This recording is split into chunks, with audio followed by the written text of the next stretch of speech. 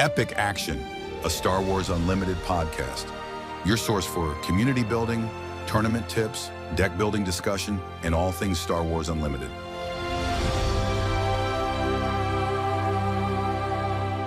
And welcome back to another episode of Epic Action, a Star Wars Unlimited podcast.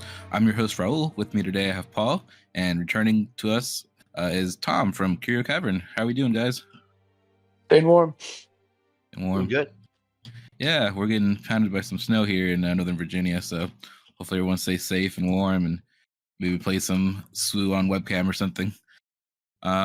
So wanted to start by talking a little bit about the spoilers that we've seen. There's been some really exciting ones the last few days. Why don't we take it off talking about Sabine's masterpiece? Yes, that card has a lot of potential. My favorite mode for it is pairing it with a green unit because it can give an experience token to itself on the attack. So this becomes a 4/4 on the attack for only 3. Which I'm really enticed to combine that with ECL. You're already in green anyways for that unit pair. And then you've got a 4/4 ambushing space unit, which is gonna outmatch a lot of the other 3-cost 3/4 ships that we're seeing a plethora of. And then the next turn attacking is a 5/5. Kind of gets critical mass pretty quickly. So I think that one has a lot of potential to pair of command. Hera, if you're doing that as a leader, she's already in command. I don't really know if you need to pair this with Hera though, because it's not really like you care about the Hera ability to avoid the out of aspect penalty because it doesn't have an aspect penalty. Mm-hmm. Yeah, I'm really excited to see more units like this that are so versatile in what they do, and without having a color tied to the cost, can run it in so many different decks. Yeah, and it's a Rebel too, so maybe we'll get a little bit more Rebel synergy stuff. And we've got some more Rebel cards in this set. I don't think the first Falcon was Rebel, but I know the second one is. This it has no faction alliance. It's just a straight heroic card. Yeah, it's a 3/4 for 3 Rebel Falcon that can hold additional pilot and gets pumped by the pilots. That might be interesting to see what that could be combined with. Yeah, and up to and including, before we hit rotation, we have to look at Leia as a possibility here too, running with Sabine's masterpiece, and you can still run that like Leia traditional green red, and get some of that Sabine and Rebel action going, and then all of a sudden you're giving experience tokens and dealing damage because you have both units on the board. This isn't limited to just one, right? So if you have the green and the Yeah, red on the board, you you're can dealing stack all the damage. triggers. Right. Yeah, And then when you it's gonna throw be- in that you're attacking with 2 units with Leia in there, you know what I mean? Like this could be very devastating, a huge swing. Yeah, I agree. I'm still really set on cunning, double cunning, getting stronger than ever. I'm sure I'm sure you guys talked about it ad nauseum, but the Mandalorian unit in this set is just phenomenal. Both modes are incredible. Not a lot of the pilots have both modes of being incredible, but this one sure takes the icing on the cake in regards to that. And one reason I really, especially like double cunning going into set 4 is that Cantina Bouncer just gets so much stronger when you're bouncing any unit that has a pilot upgrade on it. 2-for-1ing them. Bouncing in general just feels like it's going to be better in the upcoming meta because it's such a counter to all the pilot upgrade stuff. Yep, gonna burn those pilots real quick with the bounce backs. Yeah, this can get sick really quick. You're talking about Cantina Bouncer, possibly New Adventure being in double cunning, and then if you're doing Adventure, the Cantina Bouncer, we're talking about easily bouncing 4 units off the board with the pilot upgrades. So And that's a huge impact. New Adventure gets a new toy with the Mandalorian unit as well. Like Absolutely. he's got a 6 toughness, so he's probably going to soak up a hit before he dies, and you just New Adventure to replenish his health and exhaust 2 units. Jeez. That seems pretty enticing. On another note, like with the same thing being said, a New Adventure, you could play him as a pilot instead. You can come out, hit him on, get him on the ground, use up his exhaust, a new adventure, pop him onto a unit as a pilot, and still Can take you a off. new adventure him when he's an upgrade? I think new adventure only bounces a unit. I think Right, you're but like as a unit, right, you can new adventure him, and then when you go to replay him for free, you can replay him as the pilot, right? Oh, I didn't think about that. I guess we'd have to double check the wording on new adventure. They may play that card for free, I think is what it might say. Right. But I yeah, maybe don't that know would if work. that affects, but that's like my mindset with it is that like we might be able to bounce ground units that are also pilots and replay them as well. yeah. So I think that's going to gain some I think it Yeah, works. space for rotation. maybe that we'll have to see how it's ruled. But Yeah. that would be pretty dope Yeah, I as think right well. now rules written it works. So Hmm. that's a good thought. Yeah, good catch. Ooh, Other new good. cards also really Yeah, like good. the black one got spoiled today. Did you guys see that? Oh yeah, Yeah, the Poe set that got released today, looked really good. Yeah. I think black very one's excited gonna about put that. red ahead of the curve again.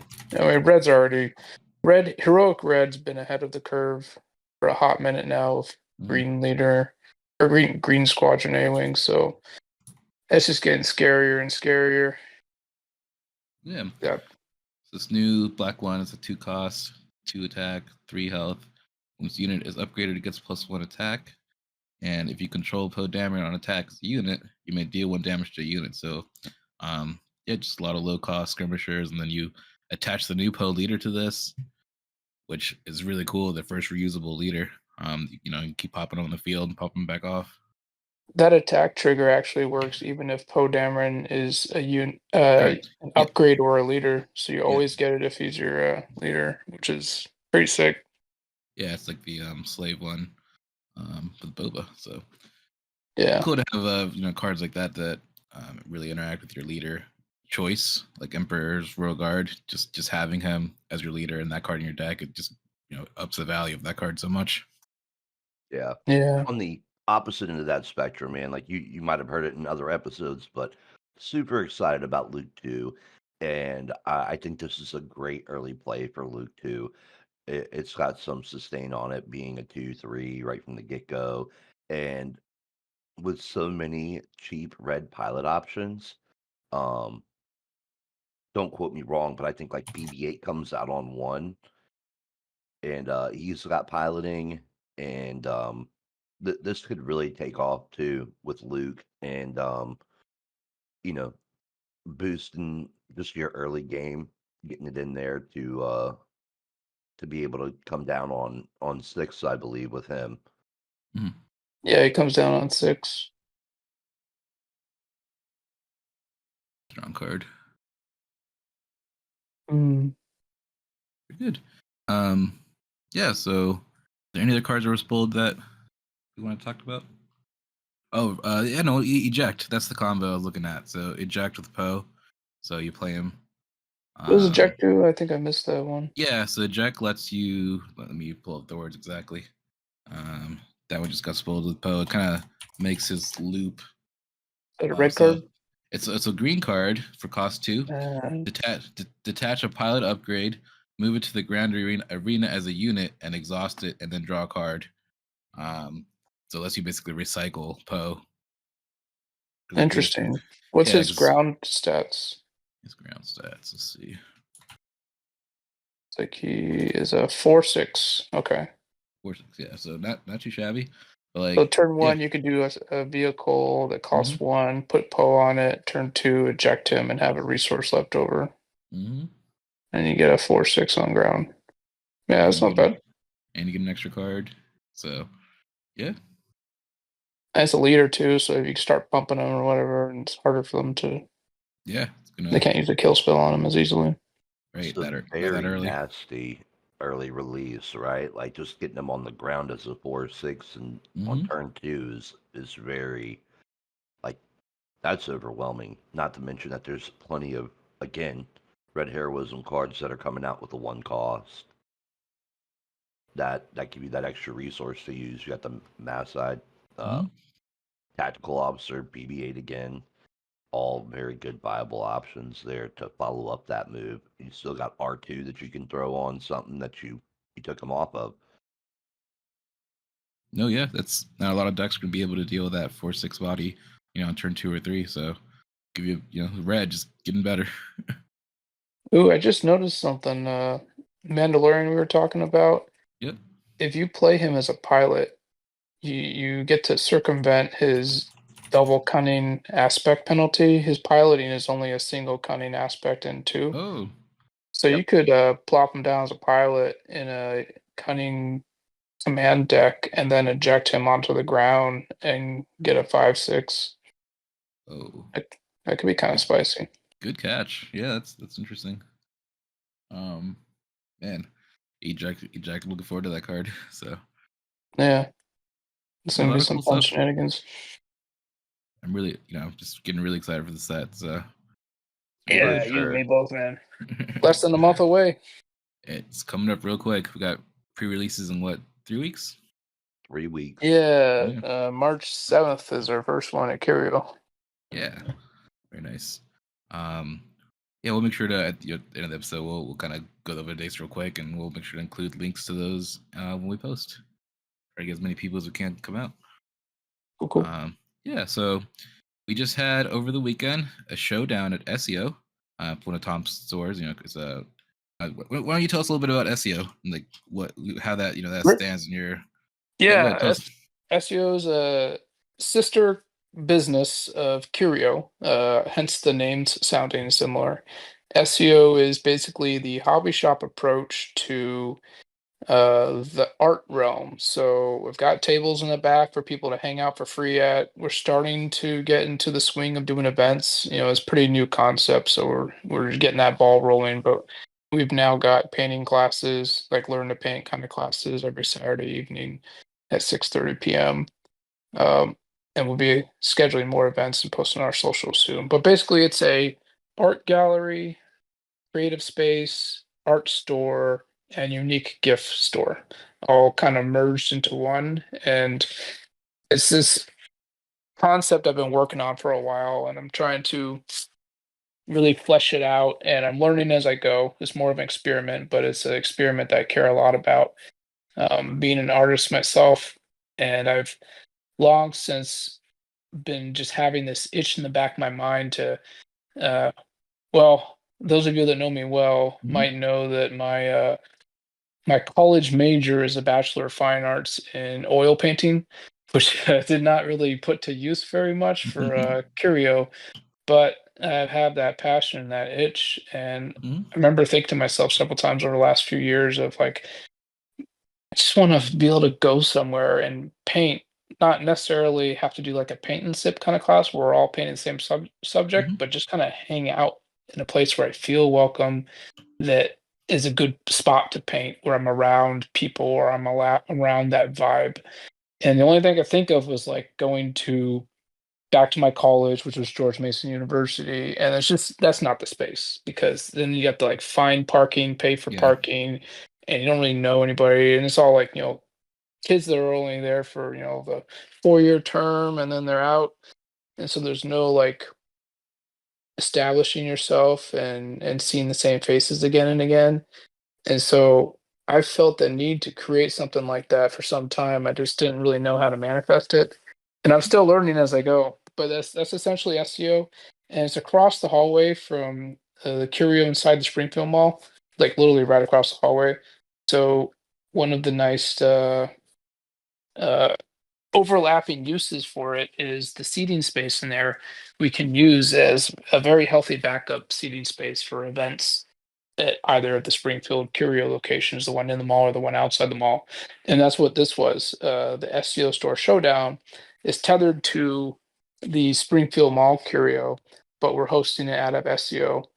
We're selling, we sell the product out of the Springfield Mall Curio, but we're hosting the event just right across the hallway inside of SEO. Gives it a little more freedom of mobility and Mhm. seating, and we don't have to push other weekly events aside to make room for it, that otherwise would take up the tables at Curio in the mall. So we had 26 players. Yeah. Before we move on, I just wanted to Oh, just yeah, say, like, yeah, just so I know you were working on Esio for a long time. I remember like a year or two ago, you were kind of like dropping our ideas, but I stepped in a few times to the store, and every time, yeah, it's very welcoming. I love seeing all the art on the walls. I love that you can buy the art on the walls, and then you like work with local artists to have them display it and sell their work. So Oh, yeah. that Let me comment on that real quick, yeah, if you don't mind. no, Um, please. Anybody that wants to sell your art on the walls, feel free to reach out to us at seostaff@gmail.com, or just message us on our Instagram. But the concept for all the art that's sold on the walls, we charge a 30% cut, like gallery cut basically of the sales, and all the local artists, they make the rest. And so I'm trying to give them a very healthy slice of the pie and support local artists, grow local artists, give them that limelight of being in an actual gallery space. Even though it's a newer fledgling gallery space, it's also not very often that you can see actual art gallery Mhm. experiences inside of a busy mall. And so I'm really excited to be able to give that. And I hope that that continues to grow. And we're starting to get to the point where we're gonna start having to do some rotating the art, which is a good spot to be at, because then we gotta keep it exciting and Mhm. growing and changing. So that's kind of where we're at right now regarding all the art on the walls. For Yeah, no, sure. That store is like it's a different vibe too. When you go into Curio and you go into SEO, it's almost more relaxing to be in SEO because of all the art around you, and a lot of really great paintings in there, some by Tom himself, one of my favorites. I don't Mhm. quote me on the name of this. I believe it's Into the Deep or something like that, but it is like a very deep dark green jellyfish school on Yeah. like a deep sea background. It's just really well done. It's very enticing. Like you stare at that one quite often. Well, at least I do. Yeah, no, definitely. If nothing else, come to the store. Just take a look at the art. Yeah, of Well, thank you for the compliments. course. Yeah, no, this is exciting. It's very cool that you're using your experience from running shops to, try a new thing. Taking a risk and you know, forging your own path in this type of space. So awesome. So why don't we go ahead and go back to the showdown we held there? So do you want to kind of give the overall details of how it went from an event organizer side? Yeah, so we had 26 players. And we had a judge named Jacob, who uh, basically ran the event, and it went pretty swimmingly. Everything was smooth and straightforward. We didn't have a round timer, but we had a really visible round clock, and we just put a sticky note next to it for like the time that the round ends at.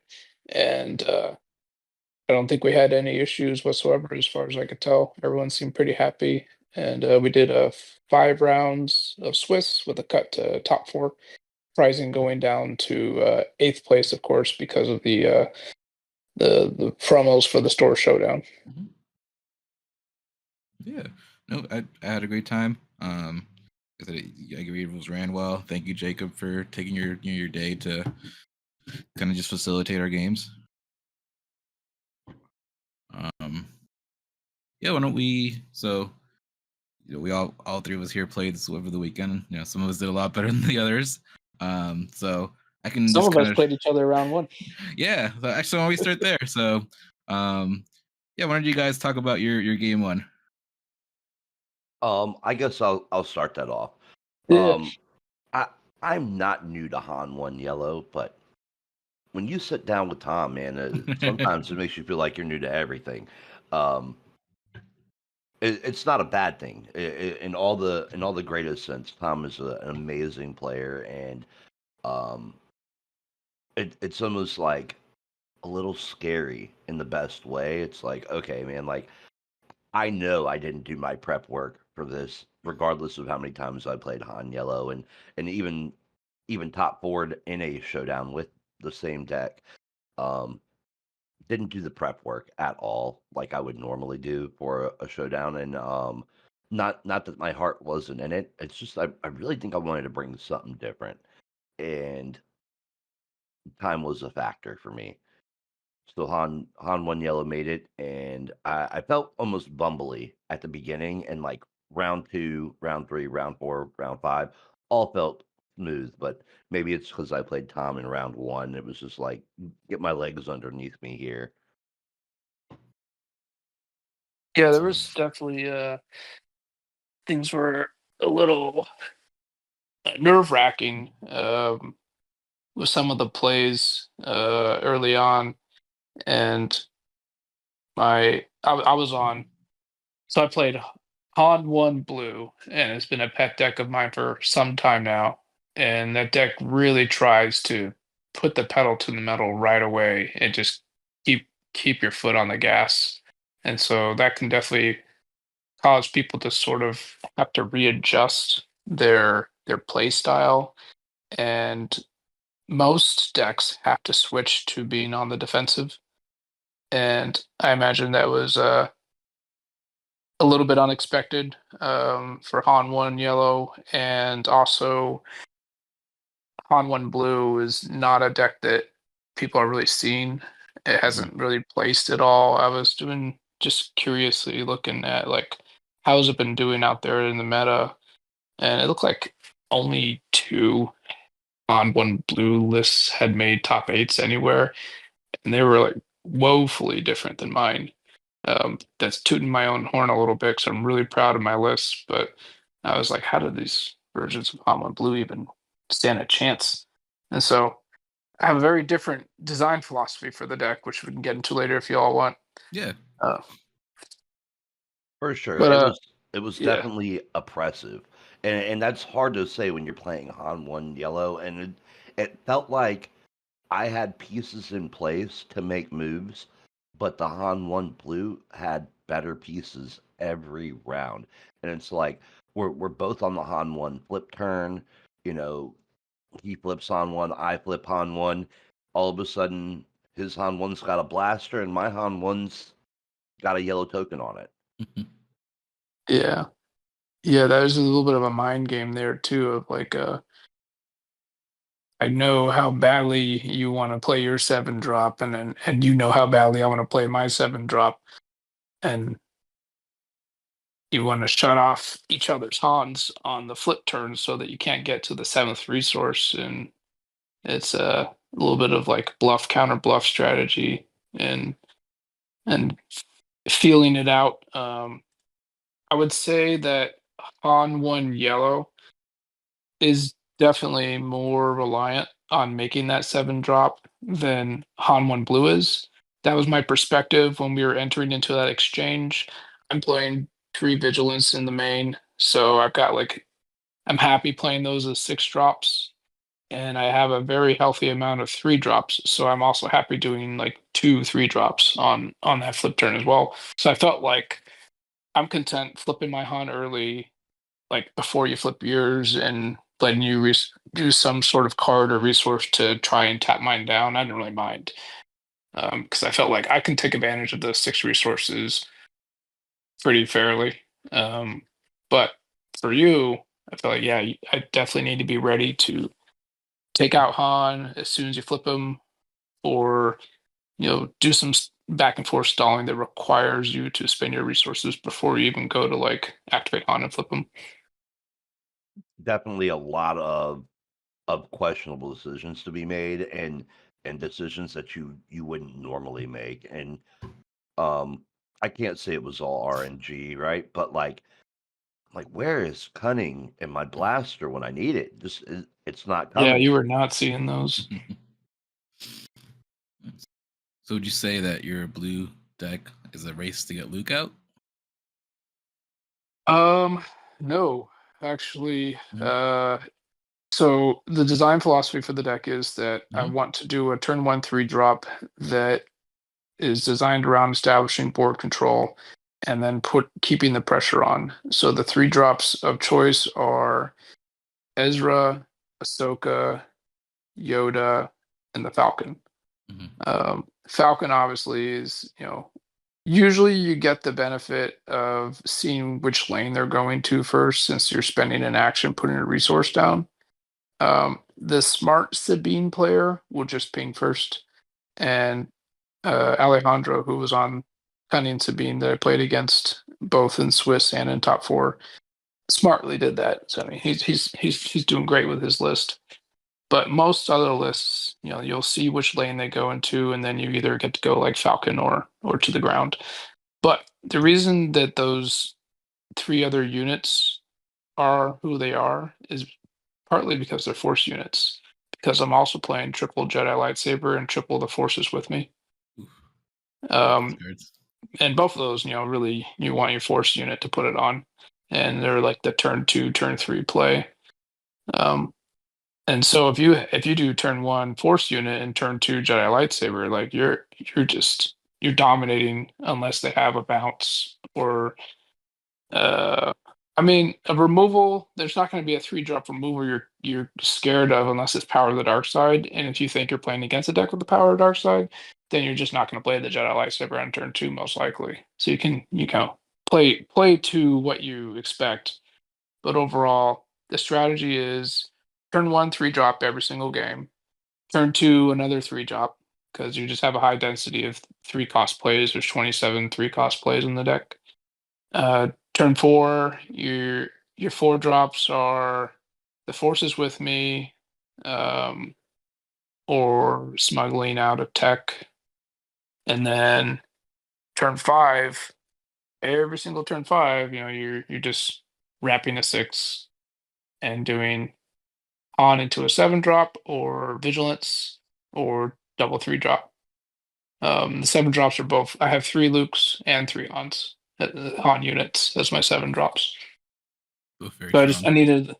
So the deck is basically you're skipping 2-drops and you're skipping 5-drops. You're doing 3-drops, 4-drops, and then 6/7, and you get to, as a result, design the deck much more focused on those numbers so that the math works out really efficiently. I never feel bad when I have to mulligan a hand because I'm like, oh, the odds are really in my favor. Test. Oh, like I've yet to ever mulligan a hand and not have a turn 1 play. This is just so dense on the number of turn 1 plays. And usually, I don't think I've ever had I I I don't think I've had a hand that I can recall where I had a turn 1 play, but then didn't also have a turn and didn't have a turn 2 play. So it's always been turn 1 play, turn 2 play, both 3-drops every single time, and that's been pretty great. I almost never do a 4-drop on turn 2 though. I think at that point you don't really want to burn the extra card. Sometimes forces with us might be worth it, but usually not. Anyways, that's my theory on the deck, and I can get into more detail later if you want. Yeah, no, we can keep talking about it now. So what's the major difference between this and like Han yellow or green?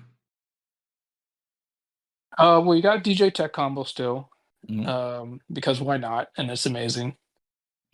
But ironically, there are some matches where DJ is actually your ideal turn 1 play. Instead of a 3/4, you want a 3/5 because a 3/5 survives an ISB ping plus Tarkin Town.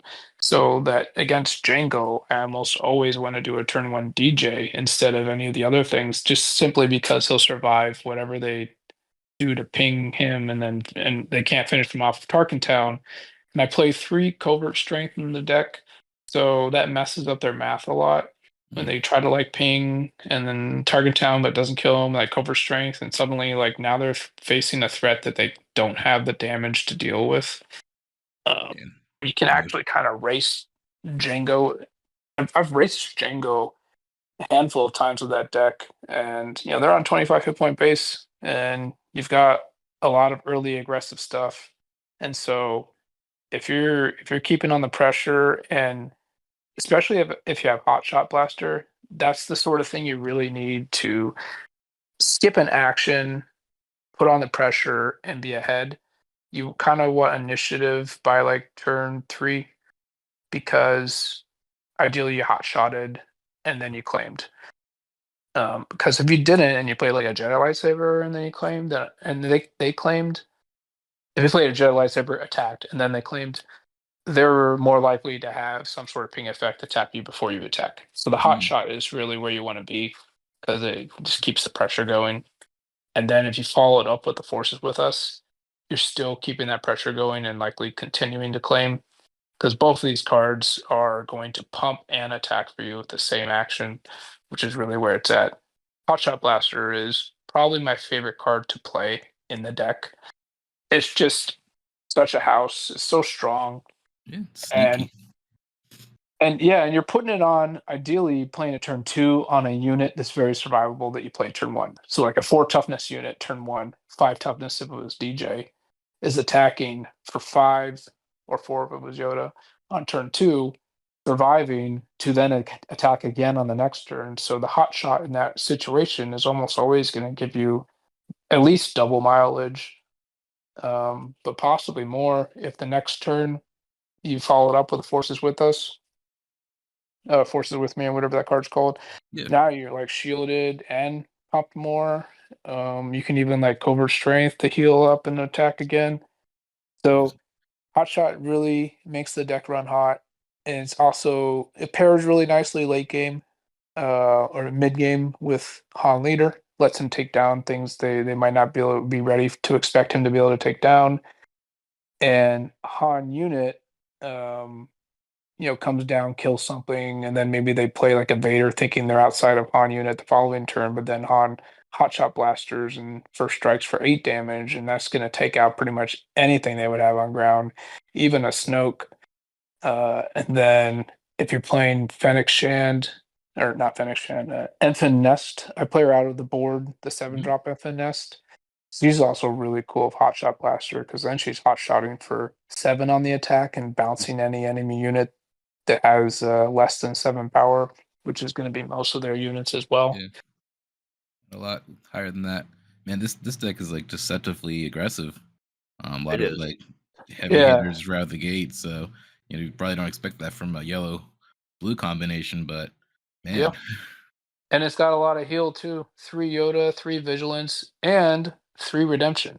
So my top end is 3 Luke, 3 Han, 3 Redemption.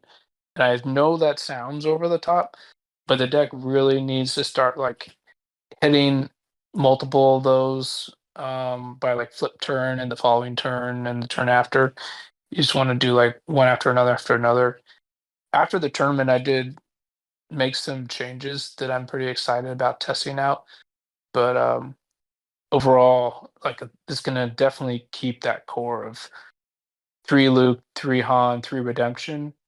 I could see maybe before everything changes with set 4, but I could see maybe cutting back a little bit on Han to bring Enfyn Nest into the main because meta wise, that's such a strong call against Django, Sabine, and some other decks. But Enfyn Nest, I felt like is pretty underwhelming against anything that's like focused on cunning. So it's pretty bad against on 1 yellow.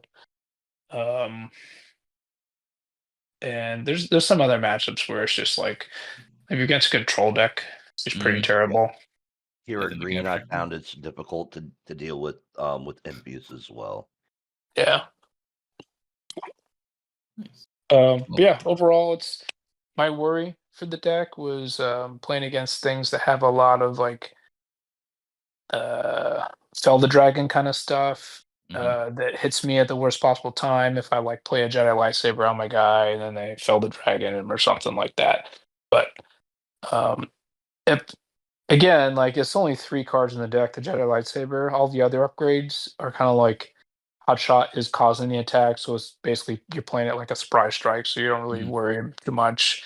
And same with forces with me, but with Jedi lightsaber, if you're playing against a blue deck that seems like they have that card, you just resource it. You don't really care. Yeah. You have to resource a lot of cards with the deck anyways, more than the average bear because you're putting cards down with Han.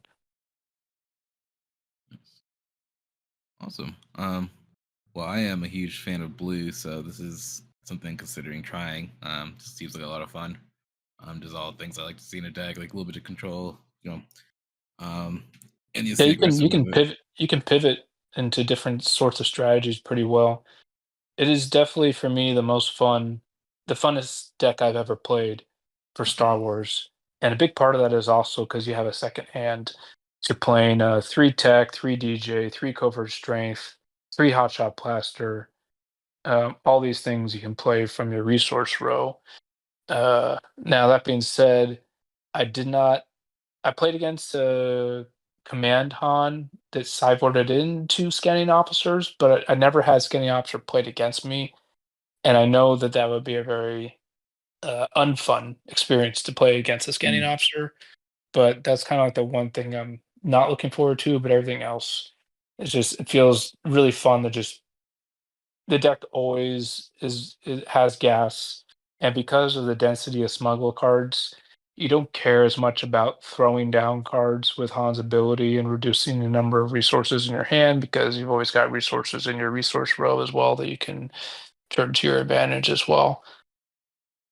Yeah, I actually started sideboarding in scanning officer into my item blue deck just because of the prevalence of Han in this And local I didn't area. blue, interesting. Yeah, I mean it helps when I know they're on that turn, like, and they're playing a lot of smuggle cards against Han. It's come in handy a few times. Yeah, yeah, that could be a huh. I don't know if I like it enough. Uh, That's why it's a sideboard card. I just if I see the opportunity to try it out, I'll throw it in, see if it does anything for me. More likely than yeah, not, I usually have the takedown to kill tech, but in case I don't, that also lets me try to get rid of their DJs if I play it early enough. yeah. I want to say one thing I really liked out of the sideboard that I made a call for the night before. I put 3 syndicate lackeys in the sideboard, and those were all stars. I For brought them sure. in like 3 of my rounds, and I was thinking, okay, they'll be good against both Sabine and anything with Tech DJ combo because it just eats both of those cards. Um, and so I brought him in against Paul round one, and Syndicate Lackeys was perfect. I brought him against Alejandro when he was on Sabine, and they were great. Round two, I played against a Asajj Tarkin Town deck, which was really spicy, has some really neat combos, and I brought lackeys in there, and man, dropping a lackeys to kill Asajj the turn that they flip her, because you can like ramp to 5 that turn if you really want to, and having the lackeys survive just felt like I was cheating.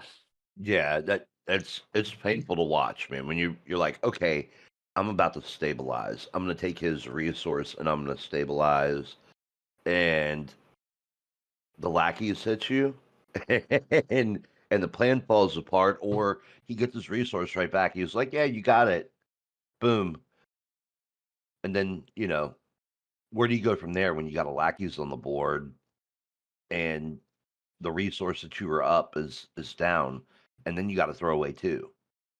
And you spent 5 on your 3/5 that's dead, so Right. you gained no board state growth, and you overpaid for something that didn't give you the reward it was supposed to. And now they have a 5/1 staring at you as well. Sure, could be a They're ready to take out the tech or whatever. Yeah. awesome. So why don't we just go real quick into like each of our experiences? We'll come back to you, Tom, in a second, since you went the furthest of all of us. But just real quick, I was going to run through my matches. I played Tony in round one. He was playing Ray Blue. Got a draw. He won a game, I won a game, and the clock beat us both. Unfortunately, we're just playing that control deck and trying to mill each other out. You said he was on Ray Blue. Ray Blue, yeah. Was he doing the security complex or just 30 health base? 30 health base. Yeah. You were just at that, trying to mill each other out. And I think I got a pretty good early vigilance mill on him where I took out like 2 of his vigilances, and I was able to recycle Bounty Hunter and get him with 4 vigilances and win one of the games. But then we just didn't get the time, so that resulted in a draw. Second round was with Mitchell. He was in Palp Blue, another control deck. So unfortunately, this one also went to draw. I won one, he won one, and then we just lost the clock. Very very fun game though. He hit me with a Palp's return to a relentless that really messed up my game. Ooh. So after I spent like two cards, like a fake out card to get past the relentless effect and then kill him, he just brought him right back. I'm like, well, that's probably it for me.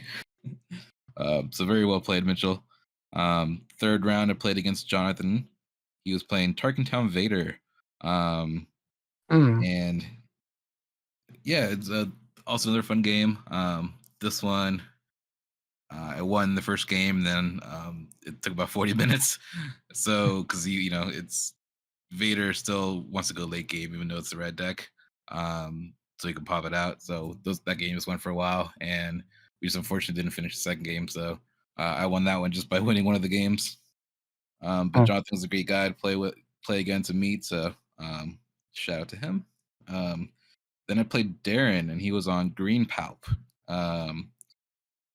This game, so another Palpatine deck, and I think I just milled him out both games. It just he wasn't able to stay on the board just because I was very lucky on my draws, and I think I in one of the games I drew Vigilance's 3 turns in a row and had the research to play him to delete one of his small units and mill him out. So that's how those went. And my last game was against Sam, and she had Sabine yellow. This is another case where I played Vigilance 4 times on her and Redemption to get insane amount of heals one of our games. Thank you, the Bounty Hunter crew, for making that happen. But she got me very close. I think the first game she got me to like 28 health, and anything could have popped there to get me, but I was able to get the Vigilance and start. I think I ended up with like 8 health on my base, damage on my base from that. So I'm sure that's frustrating. You main decking Redemption?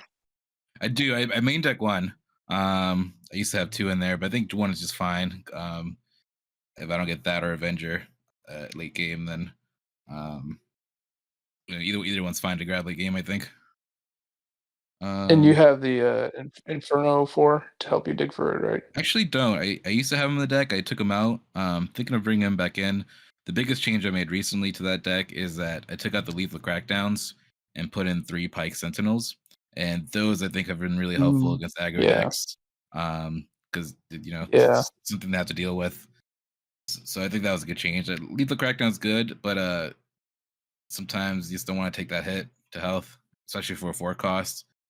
Lethal Crackdown, if people know, it's a 4 cost. You kill a unit, but you take damage to your base equal to its power. So for 4 costs to potentially take a lot of damage, not great. So I usually found myself resourcing that anyways. So yeah, overall I went 3-2. All great opponents. I had a great time. Judge, he did a great job, so I appreciate him being there.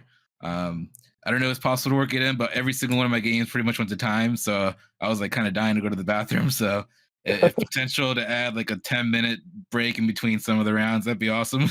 just a request. No, dude, you reap what you sow. It is my fault.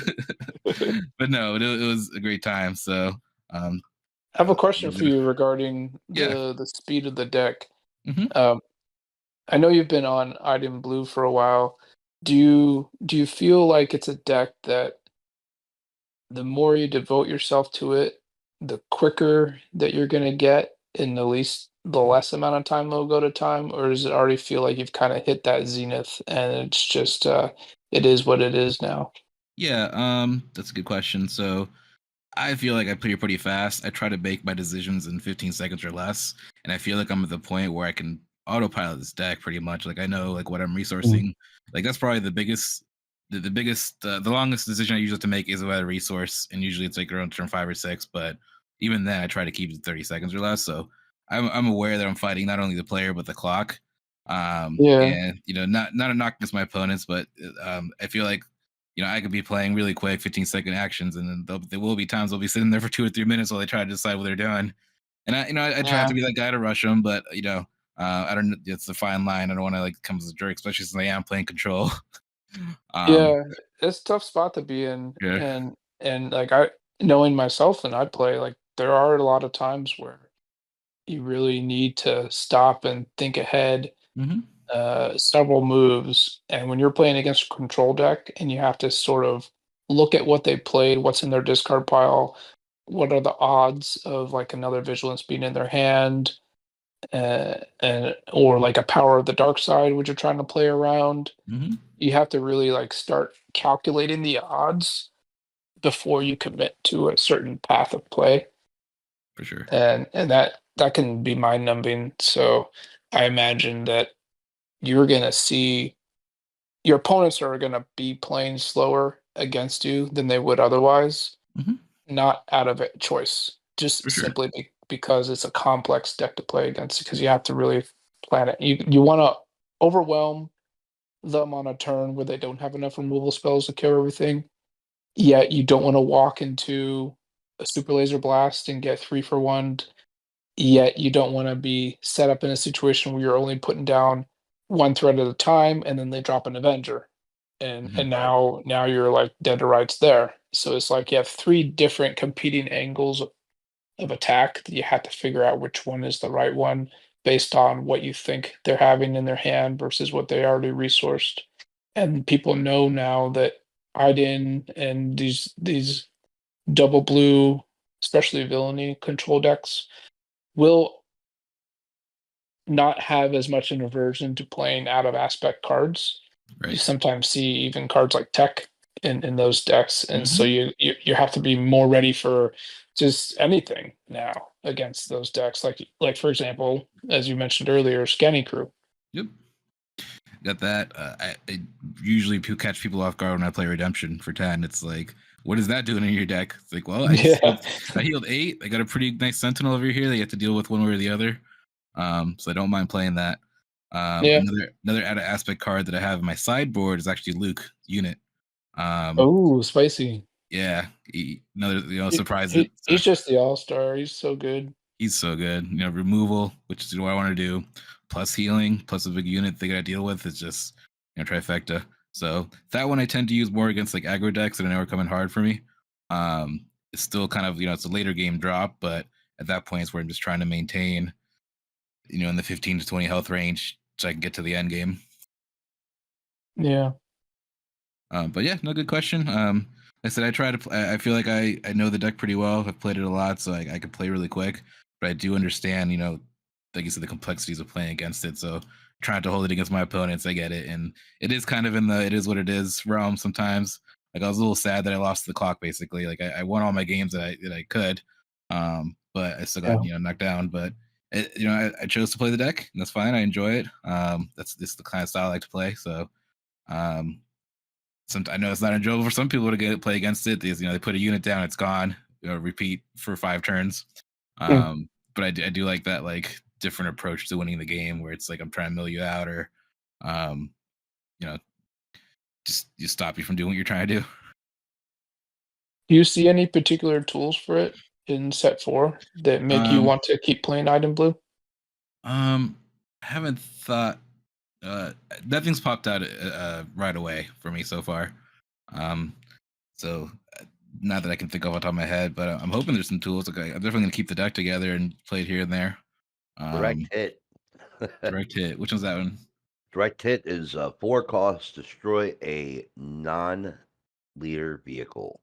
Okay. Yeah. So a little bit more versatile than Bell the Dragon at Yeah. 4.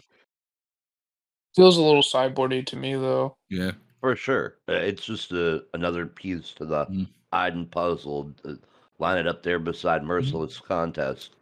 So I will say that there is one card that stands out that I do want to try out, and it's actually the 35-point base where you draw one less card.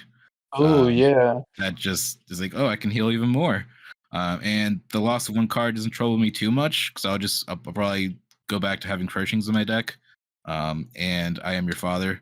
So Yeah. those cards have been pretty good for me because either way that gives them a tough choice. Do they lose a unit or let me draw 3 cards? And And you don't even need to cut cards to fit them since you're going up 10 cards for your deck with that Yeah. base.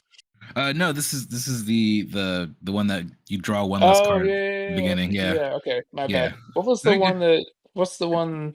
The benefit of the one that goes up 10 cards? I think that only gives you like 2 or 3 health, which I don't think it's worth it. I'm not seeing like why you would Oh, play that yet, okay. but there might be something there. The only thing I could think of was Afra that you want to put more cards in your deck anyway, so might as well 'cause you're milling yourself out. Yeah.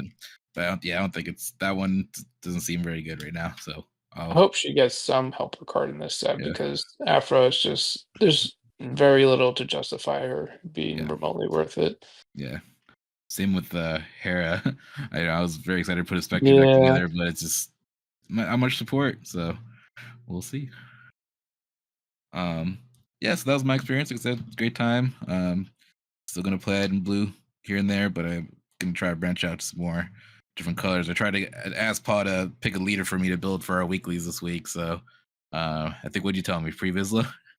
Yeah, Haven't played him at all. Pre-Vizsla, I think was one of them. I think we landed on Chewbacca at the end of it. Yeah. So one of those two. I got a snow day Mm. tomorrow, so I'll be building some decks. See if I can get my Wookiee deck put together. Nice. Paul, how was your experience? I know, like I said, you started off playing Tom. I did. I started off playing Tom, and it went downhill immediately.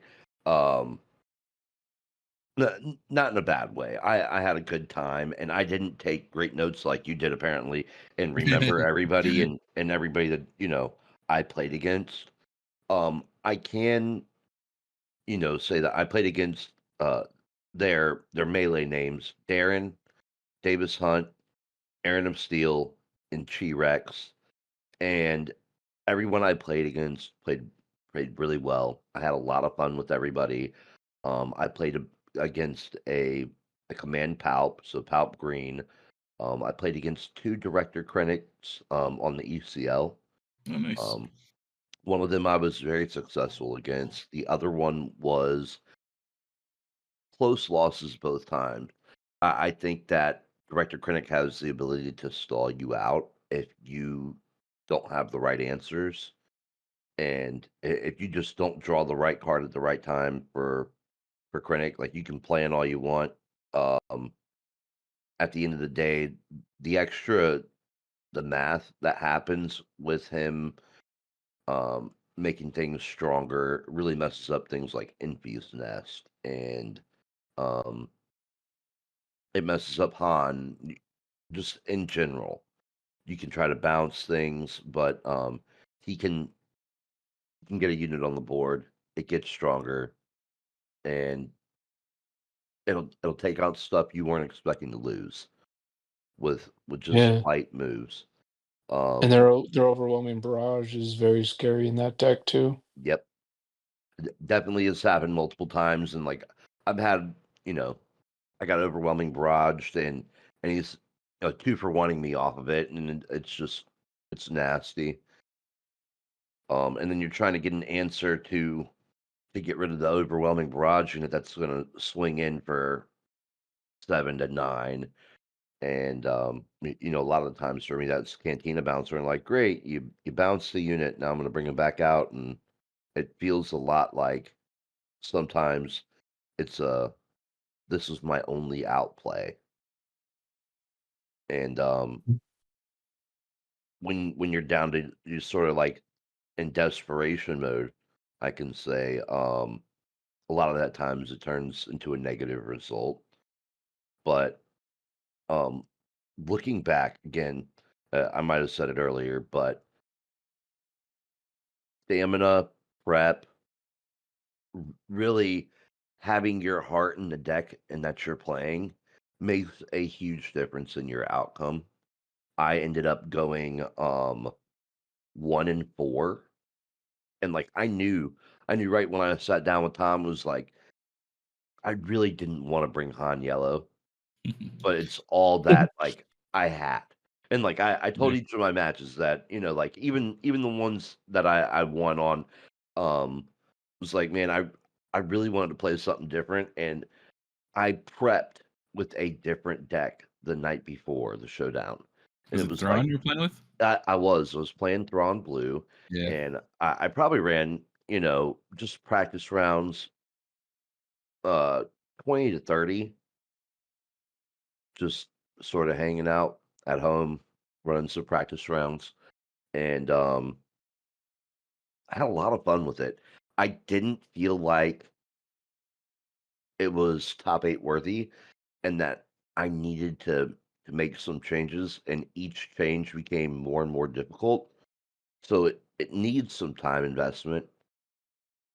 Not to get totally off the subject here, Mhm. but it's a lot of fun, right? And that being said, like I really wanted to bring Dawn out, and I knew that because I couldn't make those changes in the deck building in the time frame that I needed to put in and invest into it, didn't lend itself to the proper amount of preparation, Mhm. which resulted in poor play, regardless of how much fun I had with it. Maybe if I was running a couple reps with Han Yellow, uh, my play would have been a little bit more efficient That's fair. and probably came with more positive results, right? So prep everybody, Yeah. even if maybe that's not what you want to bring, do a couple reps. I do have a counterpoint, a little bit of a humble brag, but um, touching my cards on the Friday night before the event was the first time I actually touched my cards in like a month and a half. But that's just because I've been so busy. Yeah. But You have a lot going on, we get it, but even still, like I said, you can go a month and a half without playing it, right? But you got that rep in Friday night. So don't, you know, don't miss out on a rep or two if you can get it in, just to get your legs underneath you. Because after I played Tom, um, which I felt, you know, very poorly playing, like I did not play well. And we had great games. Like I think our first game went the longest. The second game I already knew, like, okay, well here we are. Um, it was running for my life, to put it lightly. But getting a rep or two in can just really get your legs underneath you. Did you have sorry, Tom, was there like you said you touched the first time? What did you like just put together or like did you get a chance to actually play like the night before? oh, so I built the deck, um, and I was testing it like 2 or 3 months ago. Yeah. Uh, I was gonna bring it to the PQ, and I ended up dropping from the PQ purposefully to open up seats because we had such a long wait list. And I just Mhm. felt bad to be playing in my own store's PQ when we had like a wait list of like 14 people. Yeah. So I just decided it's okay, I'll just relax for the day. But the itch was there to get, I hadn't brought that deck to an actual tournament yet. Mhm. I'd just been kind of working on it on the back burner and really loving it. And I already knew it was my favorite deck. But at that point, I was like, okay, and put the deck in my backpack. And I didn't touch it again until Friday night before the event at Esio, just to take a look at it again, make a few small changes. But I didn't do any play testing or anything. But I will say that I should, and everybody should. It's just I I do so much theory crafting in my mind, even when I'm just like, lifting weights or on the treadmill at the gym. I'm thinking in the back of my mind about like different card interactions and matchups and deck building ideas. And so I'm running the numbers and stuff. I just love thinking about that stuff. So it's just always on my mind. And that helps a lot with deck building for sure, but also like gameplay, just knowing, just thinking about like what could my opponent possibly have here that I need to watch out for. Now sometimes that does cause me to overthink a situation and sort of 4D chess myself. And um if we've got time for me to get into my matches, I could explain Yeah. that. Yeah. Um yeah, actually that was the next thing I was gonna dive into, just when I talk to us about your matches. I was gonna say that sounds like they call it mental magic. Is that kind of the thing that was similar to that. Yeah. We're kind of thinking. So Yep. You're yeah, just like imagining the scenarios in your mind, that kind of thing, and running the odds. yeah, Um, sure. okay, so round one I played against Paul. That was a 2-0 for me. Round two I played against a Asajj Tarkentown. That was also a 2-0 for me. Played similarly to Django, but more tricks and more burst damage. You've got sneak attack and triple dark in there, both to be giving you the pump from Asajj's zero side, Mhm. and then you've got surprise strike and the sabotage surprise strike breaking in, I think it's called. Is it breaking in or breaking through? Attack with the unit gets +2/+0 and sabotage I or think it's saboteur. breaking in. Yeah, both of those are great with Asajj leader. And then he was also on this plan of making kind of token units. So we had that turn one event that makes 2 battle droid tokens. Part of it is also because it's an event that is essentially a unit. So you get the Asajj trigger off playing a card like that, but also because he was doing some bigger exploit things. So he had the that big exploit tank that pings things for 2. He had the exploit vulture ship that costs 6 for a 5/4. Also great things to hit off of triple dark raid. So he's kind of like merging those two, and it was a cool deck concept. I liked his concept. But I do feel like one can, after learning it, play around it pretty well, and people are already positioning themselves to have a game plan against Django Tarkentown, and that will in some ways kind of work against Asajj as well, because they're still on that trying to triple dark into a ruthless raid, and that's still like the bread and butter kind of play of a deck like that, Mhm. or sneak attack a ruthless raider. And so people are trying to figure out, okay, how do I counter this ruthless raider stuff because it's so oppressive, and the same strategy is going to work against either deck. So um, that was another 2-0. It was, I'm not sure if I'm mixing up round in 3 and 4, but one of them it was against Alejandro on Cunning Sabine, and that was a 2-0. It was just a matter of I did successfully draw into Vigilance and Redemption.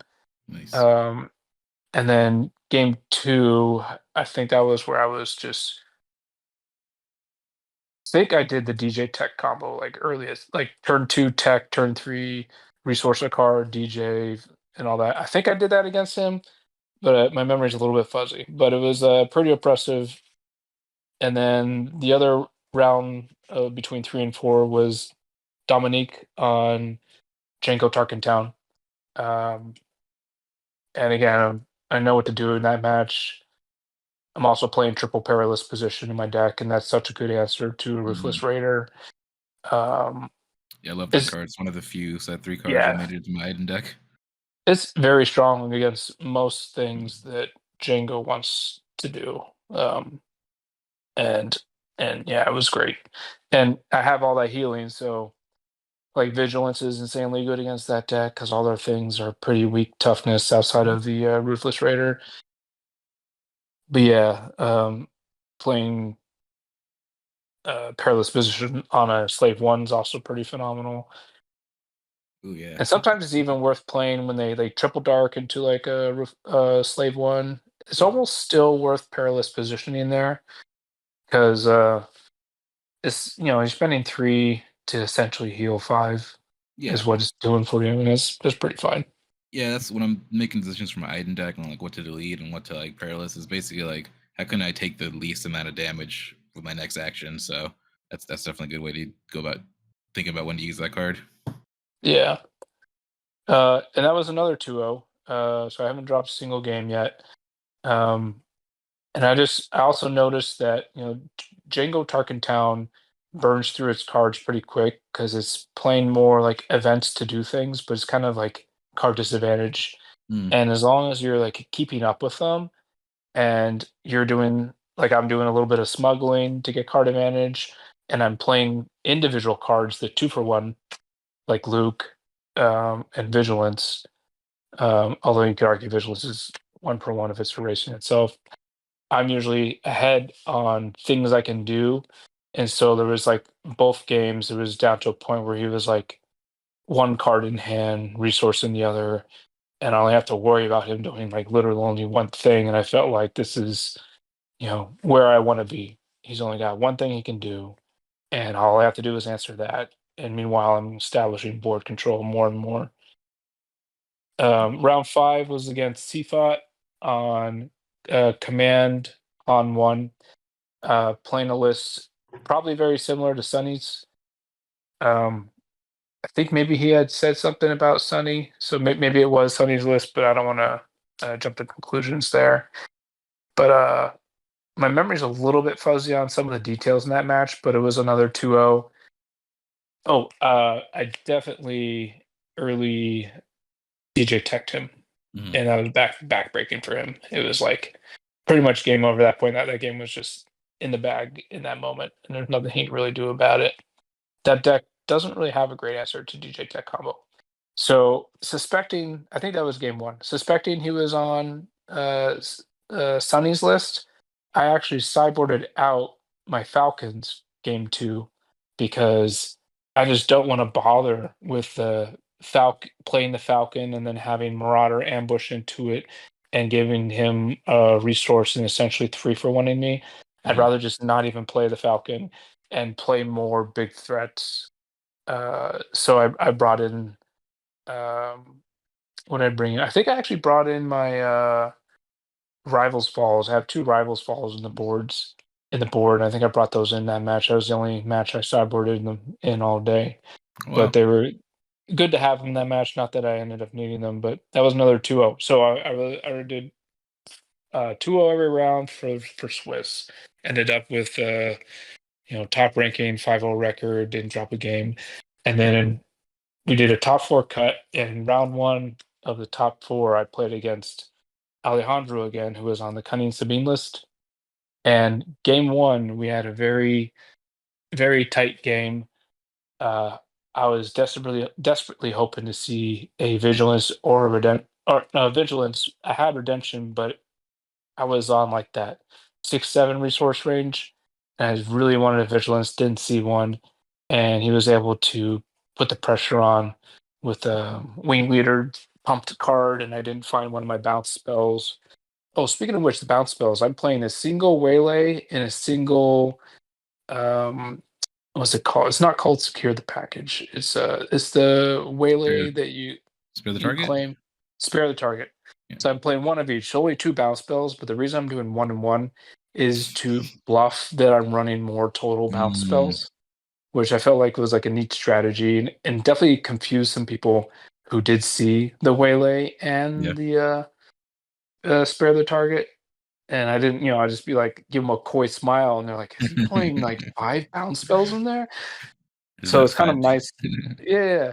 That And 5D most of chess you got going. that's 5D chess right there, yeah. Yeah. And most of the time, the cards are just as good as each other. I was thinking in my head, like, when would I ever really want to waylay my own unit? Because that's the only benefit you get for playing waylay over spare the target. And I was thinking, like, well, maybe I would want to waylay my own DJ to reuse him, but that just seemed like still probably not worth it because Yeah. it's so many cards. So I almost feel like any deck playing waylay should probably just instead play spare the target, just for sometimes you can draw a card off of bouncing like that. I don't know if Kira's still playing that 1/4 bounty guy, but like that might be a good one to bounce and draw a card or something like that. But anyways, it's also good if you're playing against like a boss deck with a lot of bounty. That's when you want to like probably bounce your own guys, get rid of that bounty. Yeah, good point. Or the spare the target, I think. Or does that give the spare the target only bounces an enemy unit? Okay, then yeah. So you would want waylay in that situation, maybe. So game 2, I'm on the play. So this was my 40 chess situation where I 40 chess myself. I'm pretty sure it was game 2, not game 1. So I think I passed on the play because I'm looking in my hand. I have Falcon, and it was Ezra or Ahsoka. And so I want to go to the lane that he goes to. And at the same time, I was like, well, let me just see what he does. And so I pass and he pings me. And then I pass again and he claims. And I felt like if he claims, that's probably fine because it just stalls the game. And I want to stall against Sabine, but I wouldn't. I was thinking about that all the wrong kinds of ways because my deck is totally built around I want the upper hand turn one, turn two. So I really needed to get down a unit like a 3/4 turn one to really start pushing that pressure. And he actually didn't have a turn one play, so he was like, "Oh, thank goodness," Mm. when I passed again. But I was thinking like if I instead like resourced a card first, or on that second, like he pings and then I resource a card. This is the other way I was 40 chessing myself.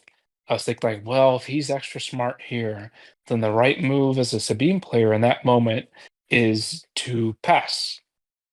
So I pass, he pings, I resource a card, he should pass. Because if I claim now, then I'm getting more disadvantage out of doing it because the card I resource gives me don't benefit and I have to pitch a card and I'm down a card. Mhm. So I was thinking like, well, he'll just claim, so I'm not going to resource a card. I'll pass instead. But really, I should have resourced a card. Then there's the chance that maybe he plays a card, and if he doesn't, then I play my cards. I still want to be ahead of the game. So I lost that game, unfortunately, in a situation where, and no knock on Alejandro, he played very well and he knows that deck very well. He does an excellent job. But it was like turn. I think I had 8 resources, maybe even 9, and for, like, 3 turns in a row, it was 3 drop, 3 drop, 3 drop, 3 drop, 3 drop. I didn't see anything big, unfortunately, Oh so when I man, lost, my hand was, like, 4 3 drops. I was like, "Dang, I've got nothing." that is, I guess, a drawback of having all of those 3 drops in there. Yeah, but I'm thinking, like, I play 3 Lukes, 3, Han units, Mhm. 3 Redemptions, where are they? Yeah, But that's the yeah, variance for you. I yep. used up all my luck in the Swiss, and Uh, yeah, I think I lost one of my games because I really, really needed a super laser blast. I didn't see it at all. And the following game, I like drew them on like turn 7, and like I kept drawing them exactly when I needed them. But yeah, that's why you play Inferno 4. yeah, yeah, he might be coming back. I just kind of like dropped the number of units, went more event heavy, but I think I'm gonna bring it back to some units. So, but yeah, Yeah. um, so finished out the tournament, top 4, and um, how do you think overall it went? Uh, for me or for the event? For you, like personally, like what you learn, what you like take away from it. So, uh, I love On Blue so much. I'm gonna keep playing it, and the things I'm gonna be changing for it is I was also main decking 3 Spark, and I realized it took that event for me to really realize that there's never a good time for me to play Spark in that deck outside of late game, and it's not a card I want to put in the deck simply for late game. If I'm playing a card for late game like that, then it's only good late game against a control deck. And if I'm sideboarding it in against control deck, I'd rather just sideboard in like a Rival's Fall or Change of Heart or something like that instead. So Spark is definitely coming out, so that frees up 3 deck slots in my deck for me to like replace it with something else. So I'm excited about that. And the other thing I'm on the fence about is actually Covert Strength. And I know every time someone saw it against me, they're like, "Oh, Covert Strength," but it has always worked pretty great for me. But I keep thinking back to while it's great, and smuggling is great, it still doesn't feel like it's giving me quite enough bang for my buck.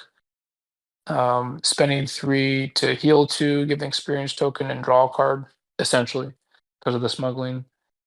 It still doesn't feel like it's quite good enough, and so I'm probably gonna replace that with another 3 drop of some kind of usefulness. Um, so that's where I'm at. Probably gonna try to fit in like a 3 drop to replace that and turn the sparks into another 6 drop. So I think I need I need another good 6-drop. I'm kind of considering Cunning, but I have to really test that out to see if this is a deck that can actually take advantage of Cunning. And I used to play Obi. He's a force unit, and I have all these other force units, and he can like potentially trigger to pump one of those, which is pretty spicy. Mm-hmm. But I'm still worried about Obi being too underwhelming. It can And be. It feels real bad if you play him first. Like on my Anakin deck, he comes out turn 6. You play Obi-Wan first, and then they kill him somehow. It's like, well, that was all the momentum for that turn. You pull out Anakin, and then he might get yeah, hit. he doesn't really. He's like, I want my cards to be as close to 2-for-1s as possible. Yeah. And while Obi sounds on paper like he's a 2-for-1 because if he dies, you still get this bonus. In reality, it usually plays out like you're spending 6 for something understated that will then die and not give you the bonus Right. because you're already like paying catch up. And so he's probably not good enough, but I just really do like that concept of he protects on the turn you flip on. But then again, the turn you flip on, you want to like really keep on the pressure and ideally play a 7-drop. So if it's going to be a 6-drop, I think it needs to be really pressure building or game swinging because vigilance is so game swinging. So that's where I'm kind of like considering Cunning is because that's very game swinging card. But that card is only really game swinging if you're playing in a way where like you've continually maintained pressure. And that's kind of my goal, honestly, like turn 1 ahead of the curve unit and just keep it going. So Cunning could potentially cater to my strengths, but I'm not sure yet. I have to do some more testing to really figure that out. And it might Uh, at that point it might already be like time for to light the speed. next set. Yeah. Although we do have another event coming up, another store showdown. Yes. So yeah, this is a good point here. So Look at that segue. nice segue, yeah. So yeah, Curio Showdown on the 22nd of February. You've already have the link, the sign up link available. We'll be posting it with the episode link. But we also have you've already scheduled several pre-releases. Sir. Yeah. I think you had some at. Do you have one at Esio and the regular location? Oh, I have them right here. Hold on, what am I doing? We have It's it right in front of me. Centerville and Lovisdale. Nice. Okay, cool. Yeah, 2 on Friday, 1 on Saturday, 1 on Sunday. So plenty of opportunities to jump to Lightspeed that weekend. And you also already have your pre-orders up for the product. So if y'all are interested in any of the boxes, any of the Carbonite boxes, you can reach out to Curio and they'll take your pre-order. Anything else you wanted to promote while we're talking about it? So the showdown on the 22nd is 10 a.m. at the Lowesdale Road Store. The pre-release events, we will also have product that weekend, but this is the first time Fantasy Flight's ever done Carbonite boosters, so I don't know for certain if they intend for the Carbonite boosters to be available for purchase the weekend of pre-release. So I'm kind of waiting to see how that's going to play out. But Okay. if they are, then we'll definitely have them. I've allocated 60 Carbonite boxes for pre-orders specifically, and then I have a smaller amount that I've keeping in reserve to be able to sell in store during the pre-release weekend, so people can buy by the pack, that kind of thing. Nice. Because I imagine those will be really fun for people to just open those Oh yeah. packs. Are you gonna And we order? should have a I was there. Are you gonna open some for I'm gonna yourself? open some. Yeah. So last Looking time forward to a we Carbonite booster draft now. last time I came on your podcast, a big thing that we talked about was the reset, and they are doing it. Oh yeah. So I've been kind of back and forth on the concept of do I want to bling out my deck still? Because I've been trying to like bling out my cards and I just really love the hyperspace foils.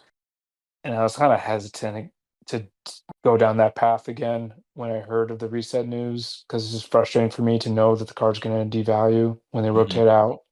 And I don't know what to really expect for Eternal. But I had so much fun at the store Showdown that I think I can't help but not want to bling out my decks again. Oh yeah, So yeah. I'm at least gonna try to bling out Han 1 blue until Han gets banned as a leader. Nice. Yeah, Which I hope that's not gonna happen. I definitely love blinging out my decks. I got the 3 hyperspace full of vigilances because I always love seeing Yes. that art. So Yeah, it feels so good to play it when it's hyperspace foil, yeah, shiny. especially Luke Skywalker Jedi Knight. Mm-hmm. He's one of the most impressive hyperspace foils that they've made. Sure. Awesome. Other than that, yeah, we got 2 events on Friday, one at Centerville, one at Lowestdale Road. Centerville is 7 p.m. Lowestdale Road 6:30 p.m. And then the Saturday and Sunday events at Lowestdale Road are 11 a.m. We're not doing the pre-release events through Melee pre-sign up. We're instead taking those signups just directly with our own Google Sheet interface, and then we'll use Melee the day of. So if you guys want to sign up, all you got to do is email us or send us a Discord message in the Discord community, or call us or ask us in person. We'll get you signed up. Yeah. Because you made a pretty good graphic, so I'll make sure to share that as well. That has like all your prices, your schedule, your contact information. So I'll put that Sure. out there for you. Yeah. Awesome. Well, a couple last kind of end of the episode stuff. Want to thank some of our newest Discord members. We got the Real Johnny 5, Doug, Kent, and Hunter. Thank you for joining the Discord and jumping right into some deck discussions. We love to see it. Another shout out to my friend William. He's a Halo Flashpoint player. He has promoted our cast and listened to every episode so far, even though he doesn't even play SWU. So appreciate you, buddy. Doesn't play it yet, but maybe he's we'll getting get him in there. We'll get him in there.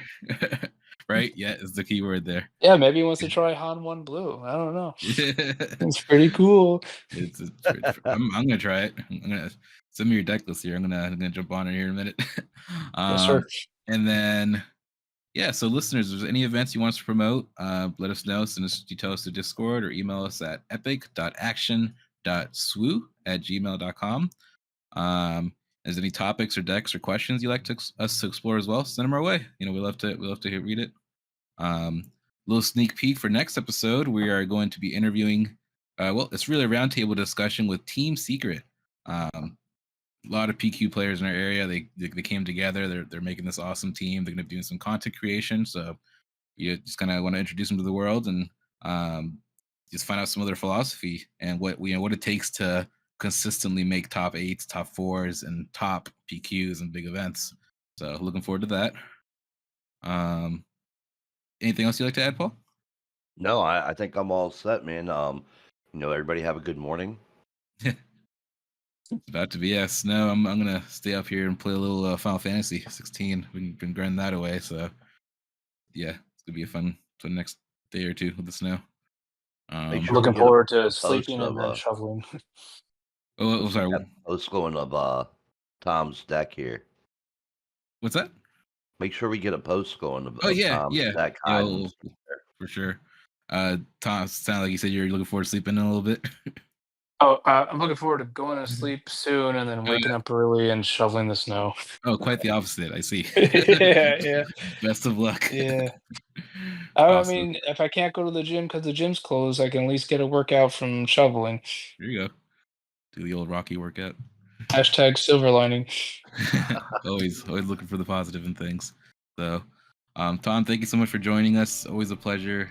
Thanks for having me. I think there's some really great discussion here. We'll look forward to having you back on. And I think with that, we can close it out. So, thank you, listeners, for hanging out with us. And I'm Raul.